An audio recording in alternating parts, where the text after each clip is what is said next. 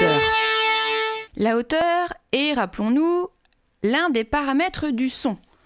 La hauteur peut être grave, médium ou aigu. Voyons cela en détail. Commençons avec le son le plus grave, puisque l'on lit toujours la musique de bas en haut, donc du son le plus grave vers le plus aigu.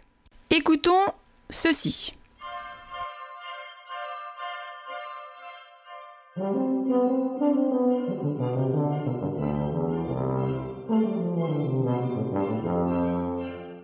Vous aviez évidemment reconnu qu'il y avait des cordes au début, puis ensuite intervient le tuba en solo.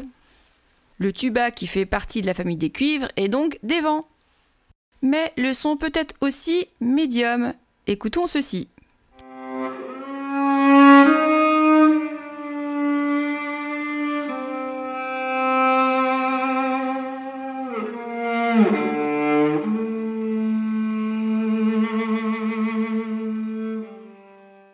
Il s'agit donc d'un alto appartenant à la famille des cordes frottées, c'est le deuxième après le violon.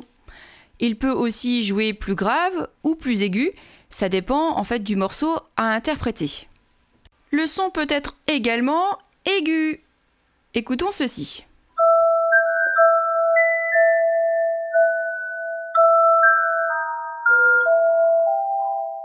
Vous aviez naturellement reconnu un des célèbres thèmes de John Williams avec Harry Potter.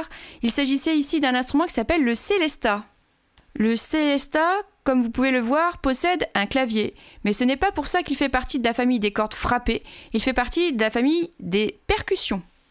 Pour résumer, la hauteur faisant partie des paramètres du son peut être soit grave, médium ou aigu. Et je vous dis à bientôt pour de nouvelles aventures en éducation musicale.